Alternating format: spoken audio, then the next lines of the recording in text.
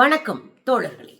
குட்டி ஸ்டோரியில தமிழக வெற்றி கழகம் தூய்மையான ஆட்சி எப்படி கொடுக்க போறாங்க அப்படின்னு ஸ்பேஸ்ல அவங்க தம்பிகள் பேசுனதை பார்க்க போறோம். அப்படி என்ன தூய்மை பேசினாங்களா?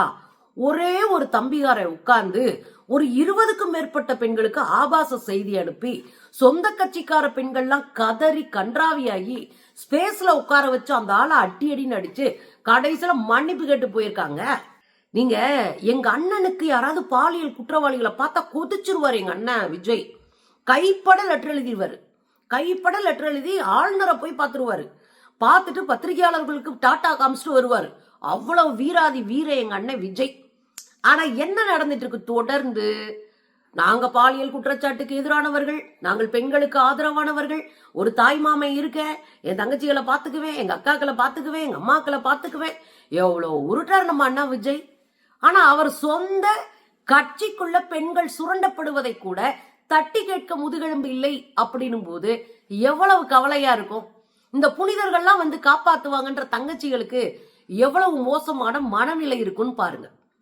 கொஞ்ச நாளைக்கு முன்னாடி நம்ம பார்த்தோம்ல, அவங்களுடைய தலைமை அலுவலகம் பனையூர்ல இருக்கிற தலைமை அலுவலகத்துல ஒரு பெண் பாலியல் சுரண்டலுக்கு ஆளாகிறாங்க.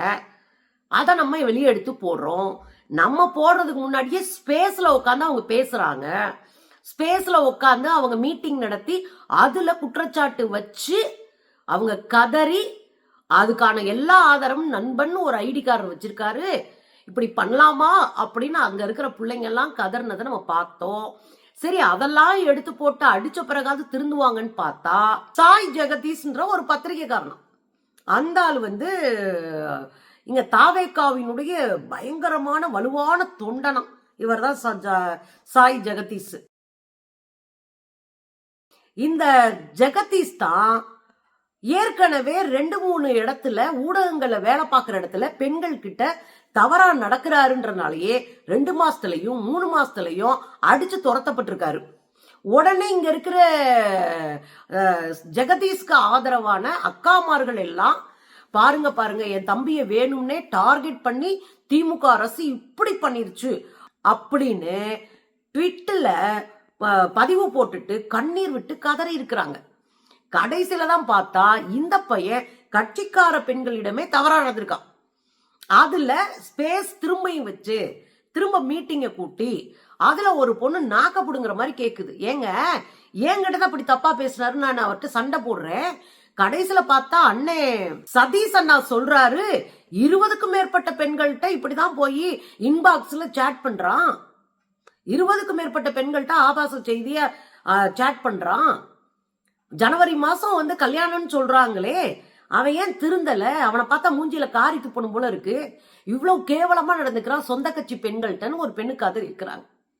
கேளுங்களேன். போஸ்ட் பார்த்துட்டு மெசேஜ் பண்ணுங்க, சரிங்களா சிஸ்டர்? அவர் வந்து அவருக்கு கல்யாணம் இருக்கு ஜான்ல, நான் என் லைஃபே போயிருன்னு சொல்றாரு. அப்ப அவருக்கு அது தோணி இருக்கணும்ல சிஸ்டர், அது திங்க் பண்ணிருக்கணும்ல.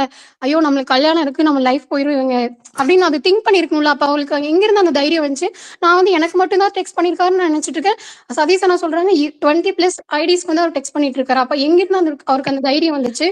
ஏன் அவர் இப்படி பண்றாரு? அப்ப ஏன் அவருக்கு கல்யாணம் இருக்குன்னு தெரியும், ஜான்ல இருக்குன்னு சொல்றாரு, என் லைஃப் போயிருன்னு சொல்றாரு. அப்ப திங்க் பண்ணவே முடியாதா? அதை ஏன் அவர் திங்க் பண்ணல? இவ்வளவு அறிவா பேசுறாருல, ஜேர்னலிஸ்ட்னு சொல்றாரு. இவரெல்லாம் ஜேர்னலிஸ்ட்னு சொல்றதுக்கே வச்ச அடிச்சு அவனை கூட்டிட்டு வந்து உட்கார வச்சு திரும்ப ஸ்பேஸ்ல அந்த பெண்கள்ட்ட எல்லாம் மன்னிப்பு கேட்க வச்சிருக்கிறானுங்க. அந்த பையன் சொல்றான், இது வரைக்கும் நான் யார்கிட்ட இது பண்ணல, ஆனா இப்படி நடந்தது தப்பு தான், நான் இனிமேல் எந்த காலத்துல இது மாதிரி செய்ய மாட்டேன், என்ன மன்னிச்சுக்கோங்க அப்படின்னு மன்னிப்பு கேட்கிறாங்க ஸ்பேஸ்ல.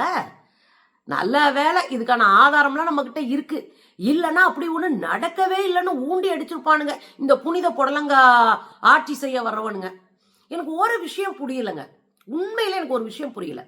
தலைமை அலுவலகத்துல நடக்குது, கட்சிக்கார பெண்களிடம் கட்சிக்கார இளைஞர்கள், அதுவும் நான் அறிவாளின்னு சொல்றவன் பாலியலா சீண்டல் பண்றான், துன்புறுத்துறான், தவறான மெசேஜா அனுப்புறான்.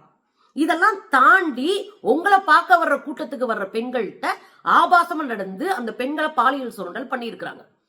என்னதான் நீங்க உங்க தம்பிகளுக்கு சொல்லி தர போறீங்க?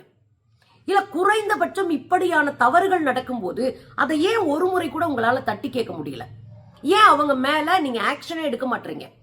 ஏன் விஜய் எல்லாத்தையும் வேடிக்கை பாக்குறாரு? தாய்மாமை இறங்கி வந்தா எல்லாத்தையும் தவிடுபொடி ஆக்கிடுவாருன்னு உங்க தொங்கச்சிங்க எல்லாம் அழுதுகிட்டு உட்கார்ந்து இருக்குங்களே.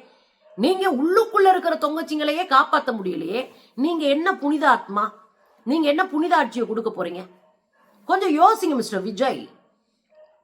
உங்க கட்சி ஆட்களையே உங்களால தட்டி வைக்க முடியல, அடக்கி வைக்க முடியல, தட்டி கேட்க முடியல, அவங்கள தூக்கி வெளியே எறிய முடியல அப்படின்னா நீங்க தமிழ்நாட்டுல என்ன கிழிப்பீங்க? யோசிங்க.